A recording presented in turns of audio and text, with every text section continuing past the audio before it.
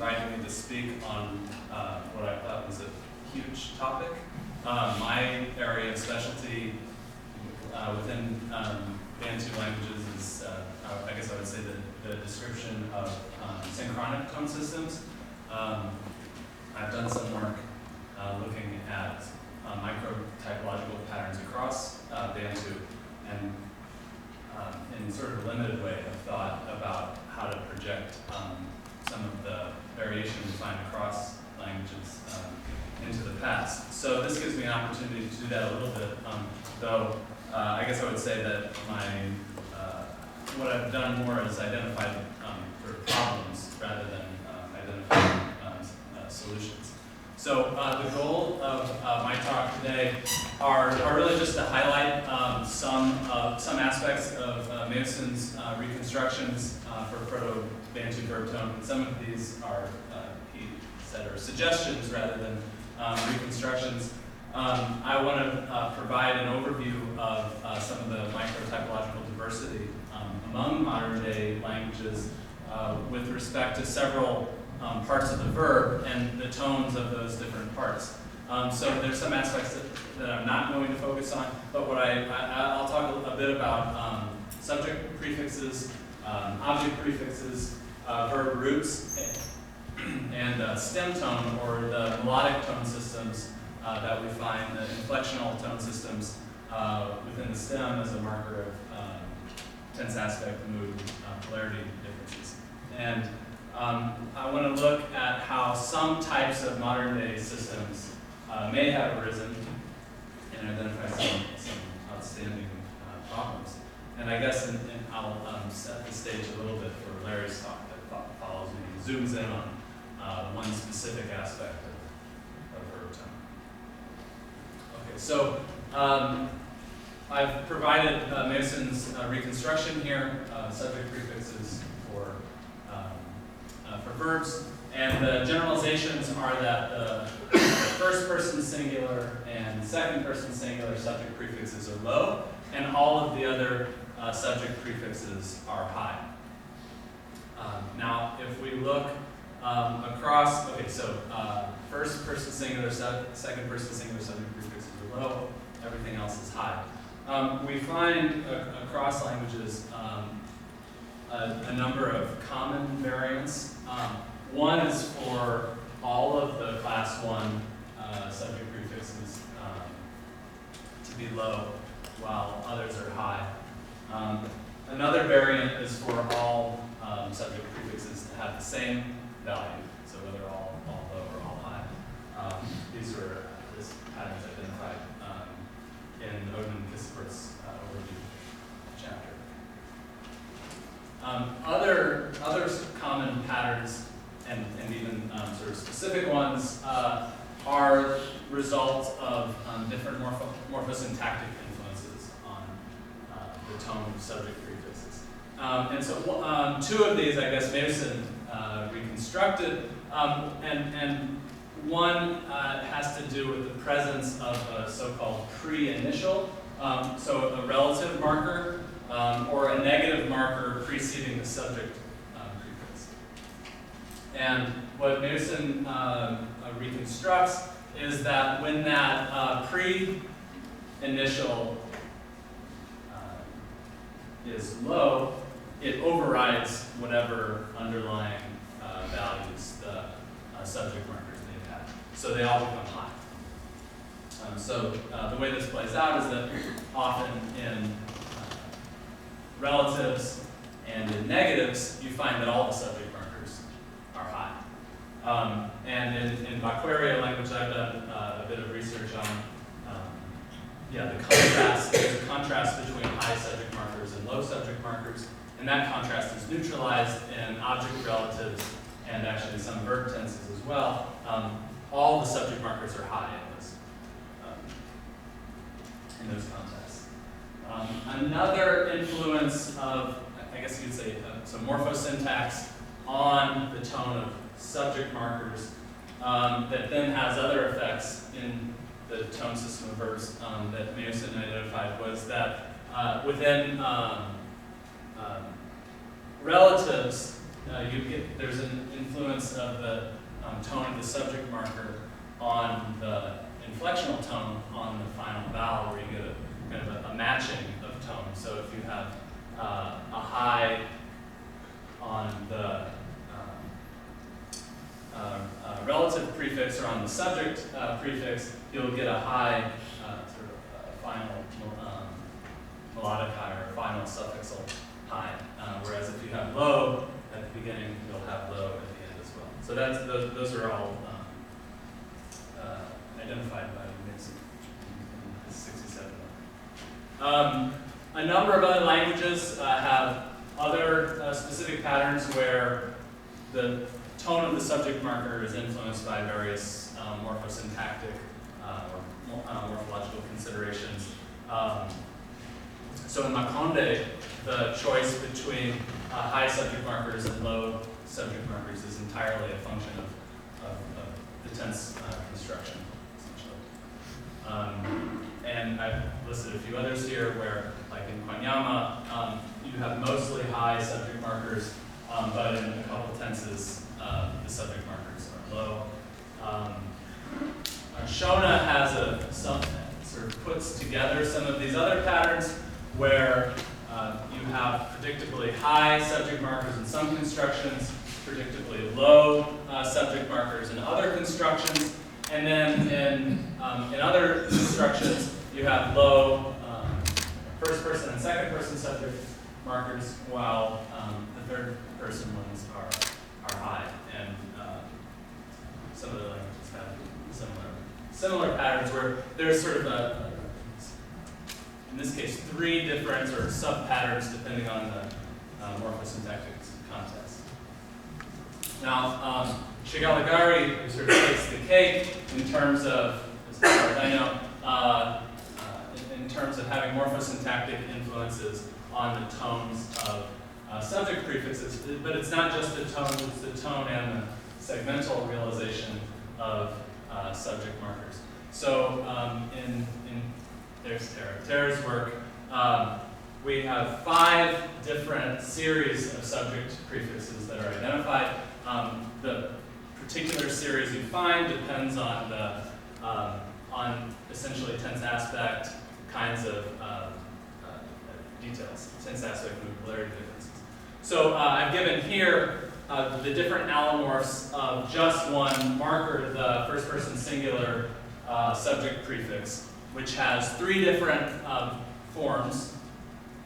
You find one form in, and we also see roughly what the different series are, what the different constructions are. So one form in series 1, a different form in series 2, 4, and 5, and then yet a third form in series 3.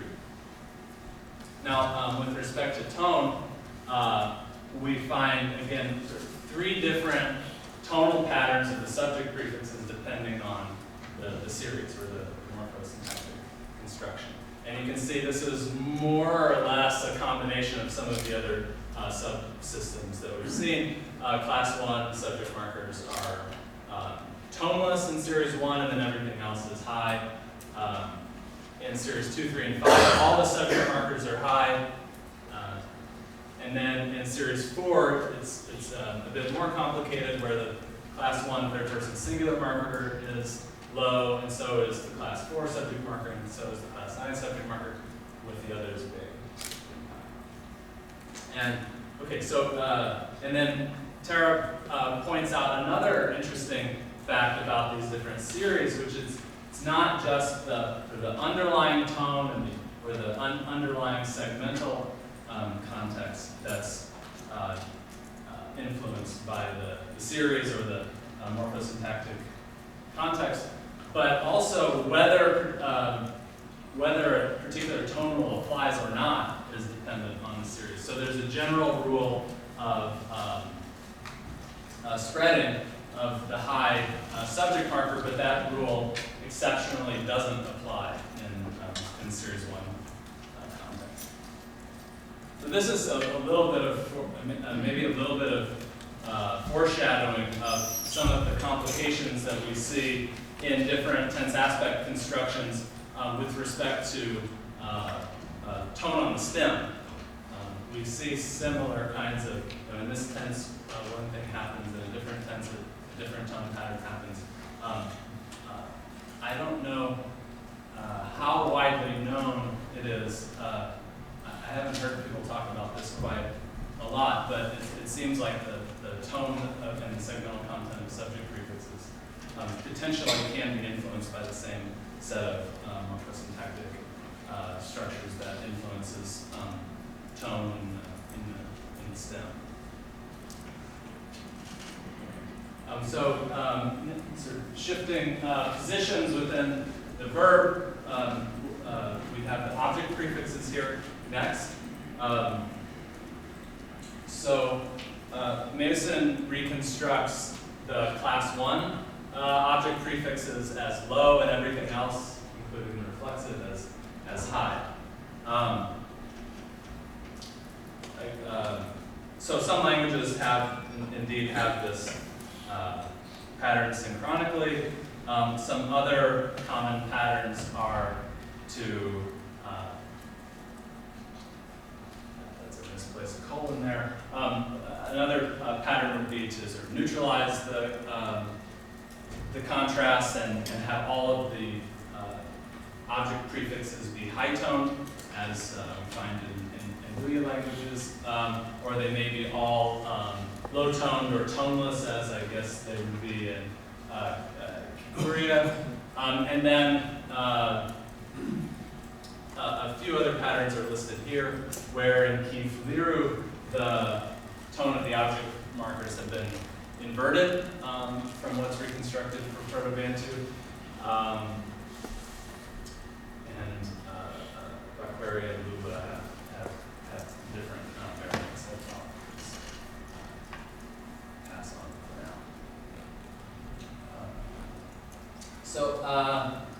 Another issue with object markers is that the object marker plus the verb stem in many languages today may function as a domain for tonal rules. So for instance, in Kishamba, there's a rule that fuses high tones next to one another, or it fuses high tones within the macro stem. And that's the constituent that includes the object markers and the stem. What I've done here is I've listed a number of languages where different authors have proposed the macro stem as the domain for various tone rules within the verb. And one question I have is whether there might be evidence for a macro stem going back to Proto-Bantu, or if not, when did the macro stem sort of emerge, or why did that emerge as a domain for tone rules? So not only is it a domain for tone application, it's the domain for inflectional tone assignment, a topic I'll come back to at the end, and then here we have a number of other languages where the macro stem is relevant for tonal processes across a wide area. Wow, that's small. One specific case where the object marker and the verb, or where the object marker contributes to being a special construction, is imperative and subjunctive context. And Ahmad luckily translated for us Edison's 1962 article looking at tone in imperative and subjunctive context. And Mason recognizes the imperative plus object marker construction as kind of a distinct construction with its own tonal patterns. And a few people have sort of surveyed different languages and have shown that the object marker plus imperative construction presents different morphological and tonal changes on the verb in quite a huge number of languages, in fact. And I've listed here cases where the object marker plus imperative construction is tonally different. You can't just compositionally treat it as the tone of the object marker plus the tone of the imperative or subjunctive. And I wonder whether the modern day cases where we have a macrostem constituent, if the fact that it goes so far back that the object marker plus the imperative functioned as a construction for tone, if that's the source for macrostem-based tone effects in Bantu. Okay, so moving on to tone of verb roots.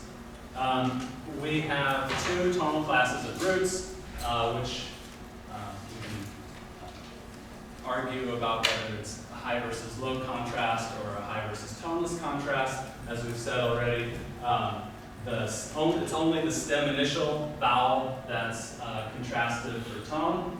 The other vowels within the stem, up to the final vowel, were not contrasted for tone, so we assume they're underlyingly toneless. Larry's going to tell us more about the passive, the short passive and the short causative, which were Newton tentatively set up as high.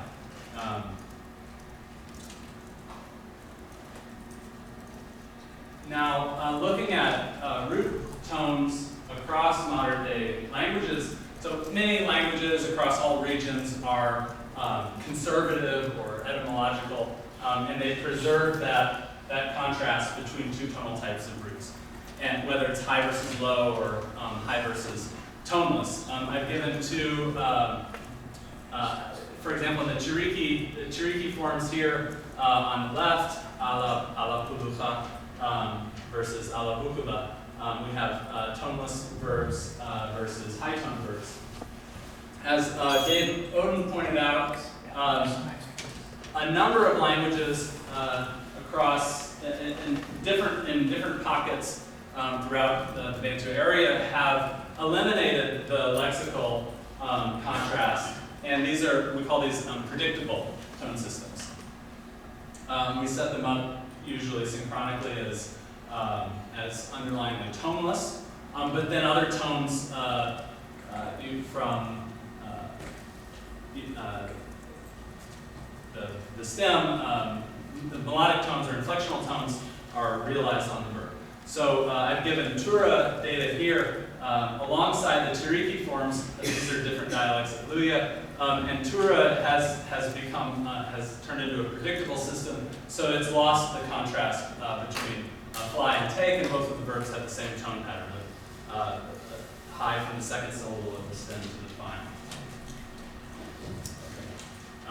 There's a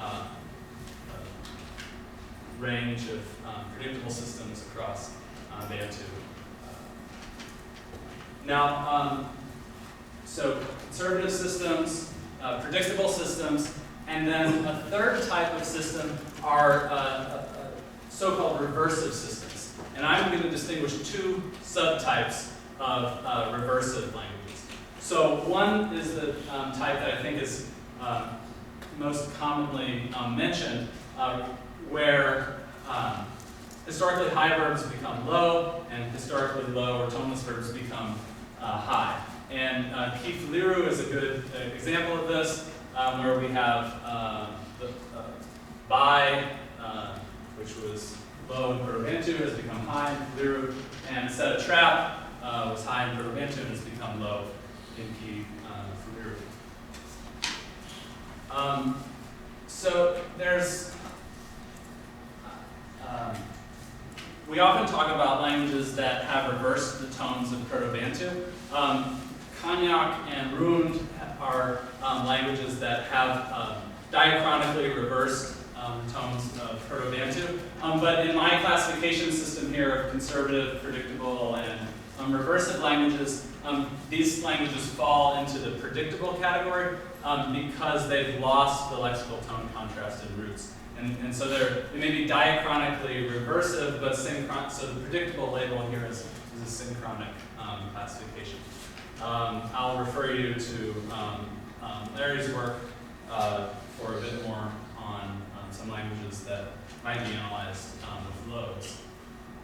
But now I'm going to turn to another type of reversive system. So my type 1, high becomes low, low becomes high. In another set of languages, though, historically high becomes low, but historically low or toneless verbs remain toneless synchronically.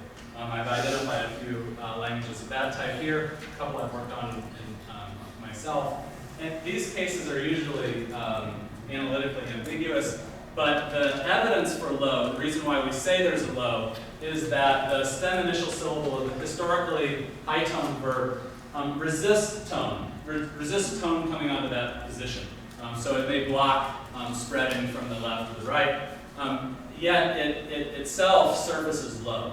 So it's more transparent to say that that position is underlying low. It looks like there's a tone there, and that it blocks other tones from coming onto that position, but it itself is pronounced with a low tone. And a language within the Luya group that has this is Nyala East. And so if we look at the bottom row there, we can see that Nyala East has preserved a contrast between two types of roots, but in the toneless category, underlying the toneless category is pronounced all high on the verb, but the historically high tone verbs with he will cut is pronounced with a low on that initial syllable. So Allah halaka. So all three of these types of systems are within Luya. It's quite diverse. I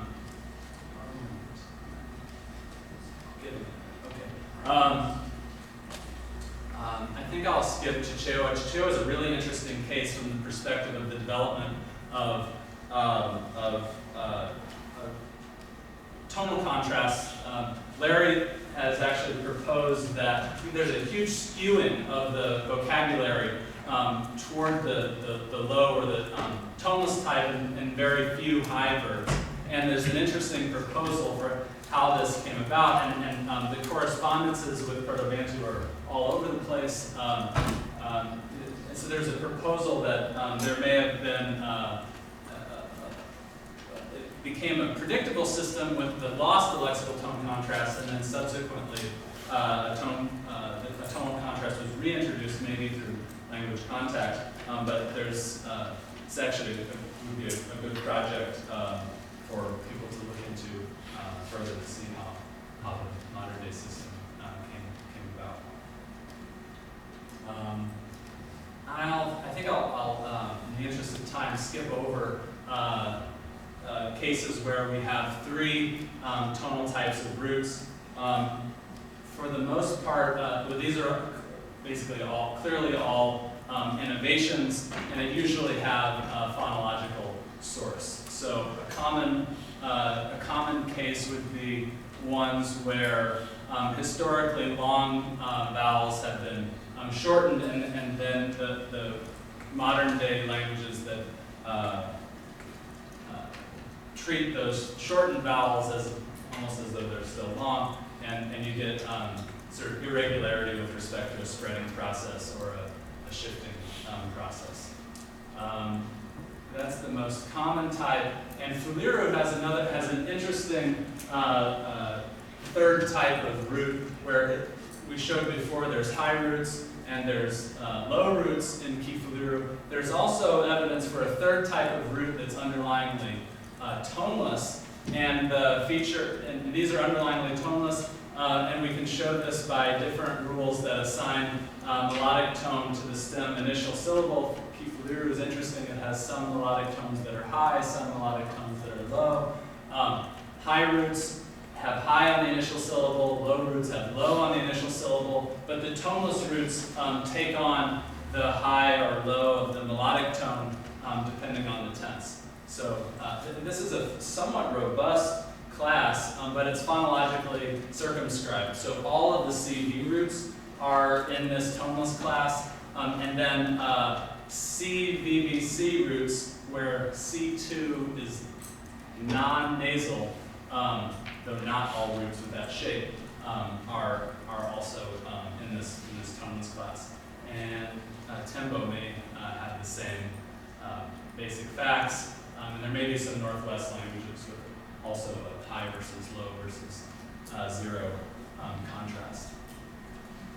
Okay, last little bit of time, I want to talk about melodic tones or tense aspect.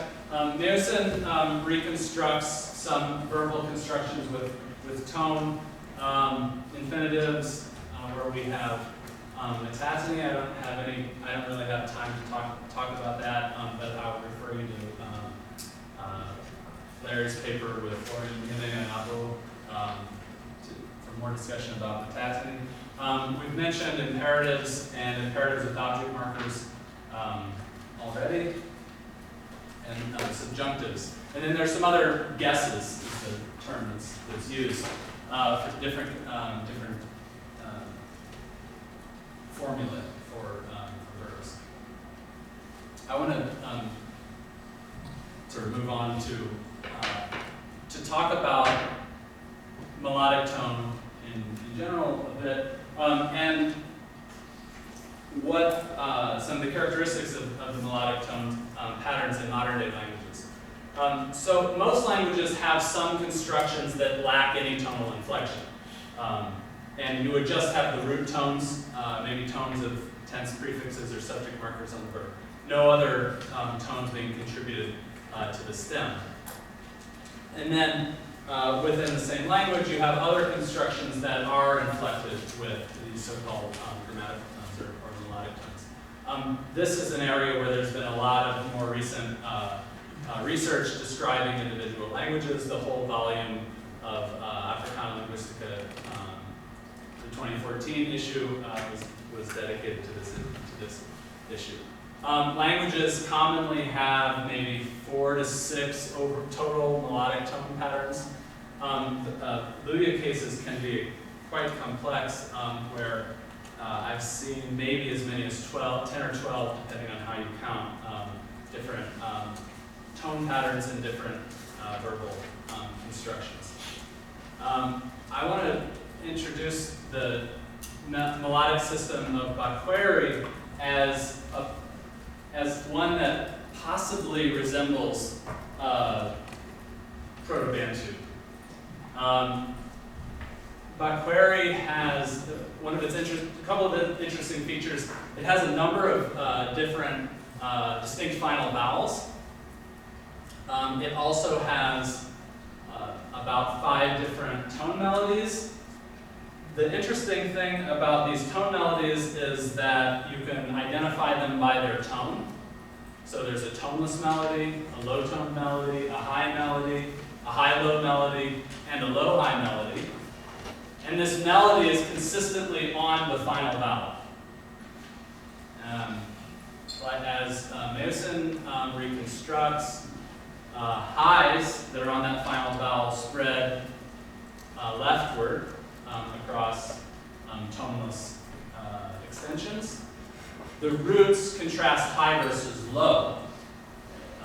So the first syllable of the stem is always high or low.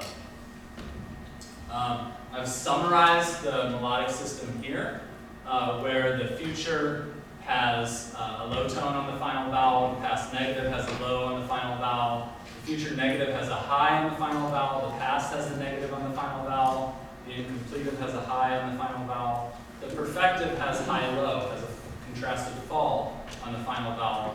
The perfective 2 has a 0 or toneless on the final vowel.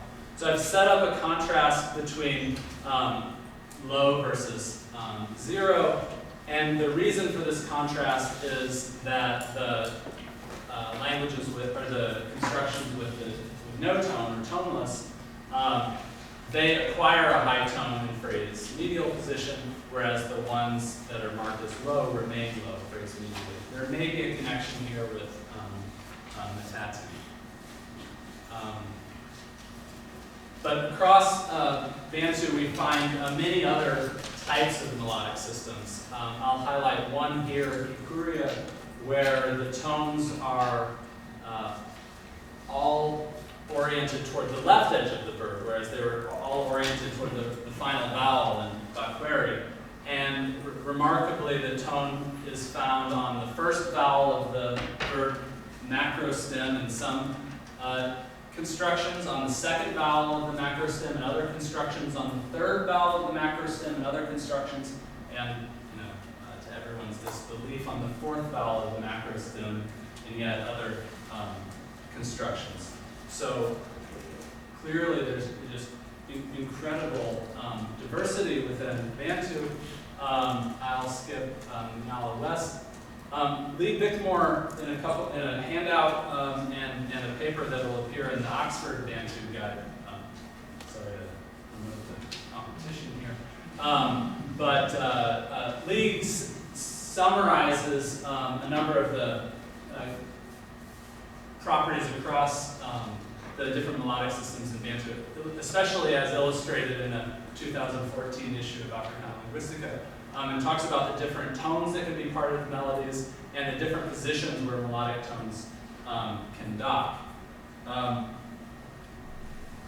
The point I want to end with is how the inflectional tone systems and the different types of verb root systems, tonal systems and verb roots might have a connection with one another. So I mentioned that in the conservative systems, some tenses have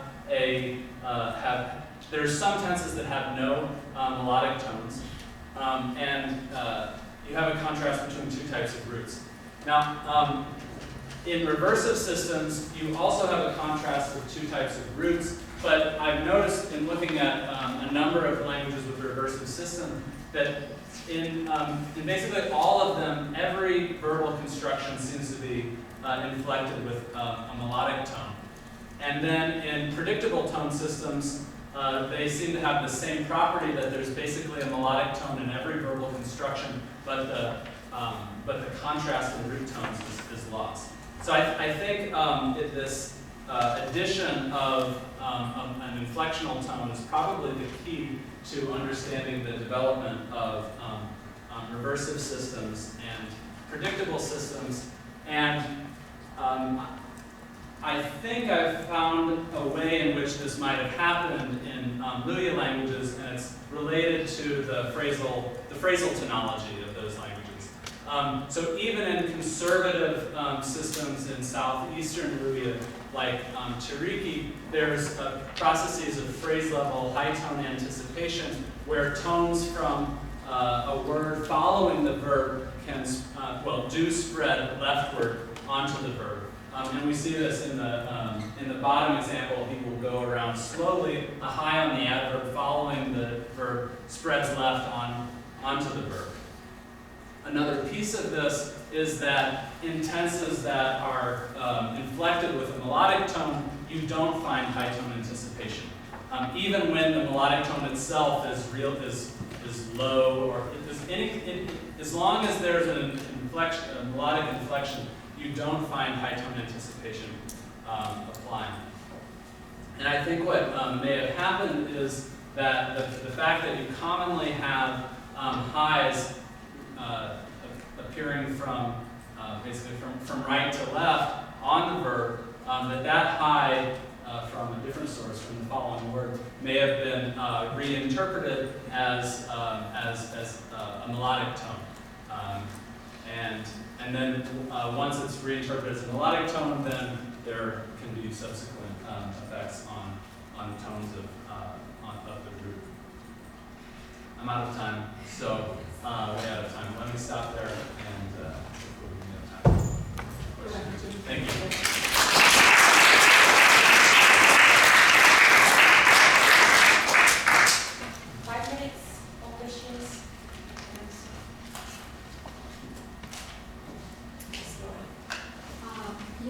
for a really interesting talk. I'm glad you put your PowerPoint in Dropbox so Yeah. one can see Yeah, yeah. it after. Right, okay, so I had comments, a couple of questions the first time, but I'll start with one and then whatever goes in. Okay. Yeah, so it's, interested from a Chichewa perspective. What you started out, I guess, with the traditional breakdown of the tone of the subject prefix versus the stem, but I don't know who started thinking about things differently in Chichewa, whether it's Al or Al or Larry or Canerva, but in Chichewa the tradition has been to say that the subject prefix is going to have a high tone, that this is melodic, independently. The subject prefix section that you might do that. This topic, but I don't believe you did. So why, don't you think it would be more many languages to say that the melodic tone is assigned to the entire verbal construction, not just for the stem, so the subject prefix gets taken in? And I would say that one reason you might want to do that is that the subject prefixes are a local relationship between aspect mark and immediately precede, and so that's one reason why it could be part of the global tone assignment. That's a nice observation. I mean, right, so I guess it's consistent with what I said about the tone series in Shigalagari. Why you're kind of hinting at Yeah, I mean, work up to coming back to this topic when you talk about melodic tone. But well, all this, rushing towards all the same. I mean, all the same factors that are relevant for how do you spell out, how do you pronounce the melodic tones. It's all the same. It's all the same factors that determine how you pronounce the tones, the subject prefixes. In that case. So what's the clause type, what tense aspect? Then of course there's local phonological things as well. So I guess I'm saying that, you potentially could talk about the whole word as being relevant for the melodic tone. Unless you see that you need to sort of specify the melodic tones. If it's simpler to say that the melodic tones take one of X number of patterns and the subject prefixes take different patterns and the two things are independent. If you can show that they're connected, then maybe you do connect them, but otherwise, I'm not sure if they're, if you should tie them together or not. I don't know. I have a problem. I'm Sorry. up against the macro stem and assigning it. I've done it myself for Koti. Yeah. Wonderful. But I find it difficult to imagine this as a stage in the historical process. What would be the preceding stage of assigning to the third molar and the macro stem? This can't be. This is not a historical process as I know it.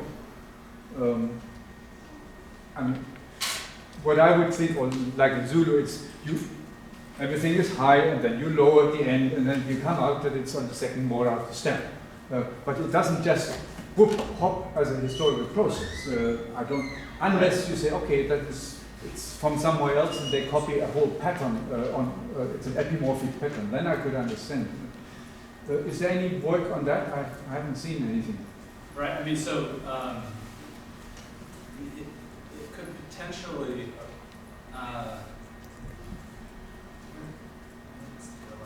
So there is varieties that have like first and third and chuck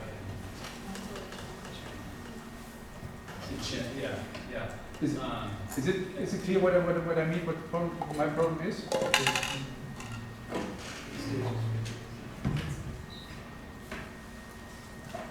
So you can get the different positions potentially being targeted as there was maybe with OCP.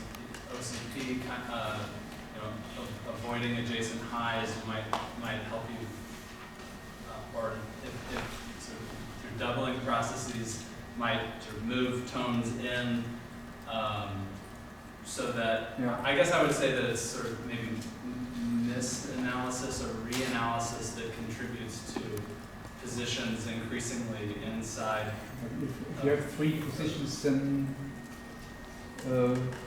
yeah. So I mean, the only way I can imagine this to happen is a process by which we start out, as Mason did, with long stretch, with assimilating. Can be from both sides, can be from the end and from the left side, and then you have these stretches of long, and then you have either, like in Zulu, you have this crescendo of high tones, which at the later stage only leaves the last one as high, and all the others and you have something similar from the right, and then you come to different positions maybe, and at different times you do this again and again, and it's a very complex thing, and from a historical linguistics,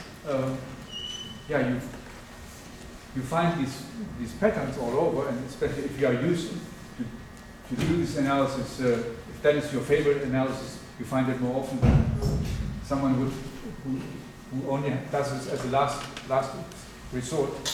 So I think in the Korea case, you do see, I believe it's the augment or the subject. I guess it's the augment. I think it's the augment when it's present is realized on the first vowel of the root. And then there's something with the subject. In some constructions, you get tone on the first vowel as a result of choosing a different subject prefix. So that is reminiscent of the cases where you're shifting from left to right. And I think Ekegusi, which is nearby, it has some complicated processes where a final high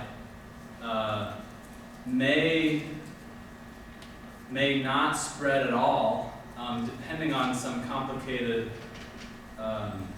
tones at the beginning of the stem.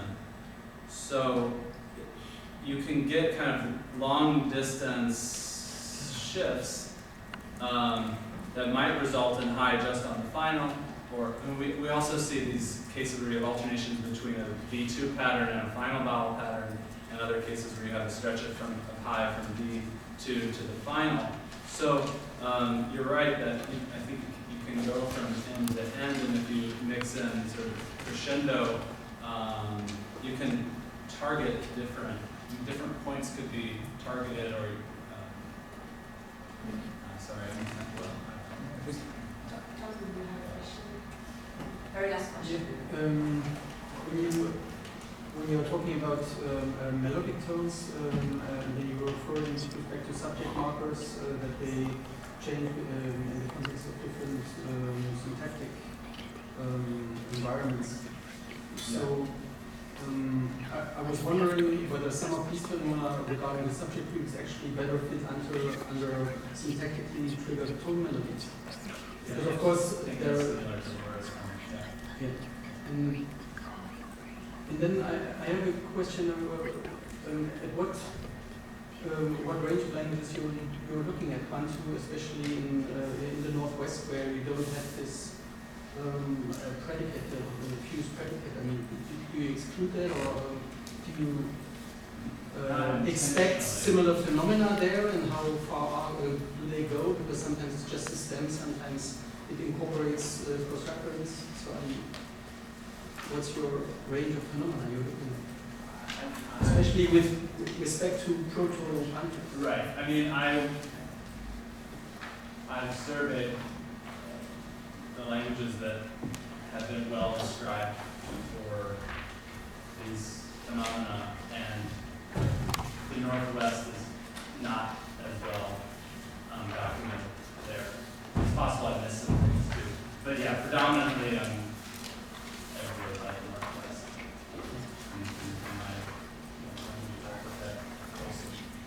Okay. Thank you.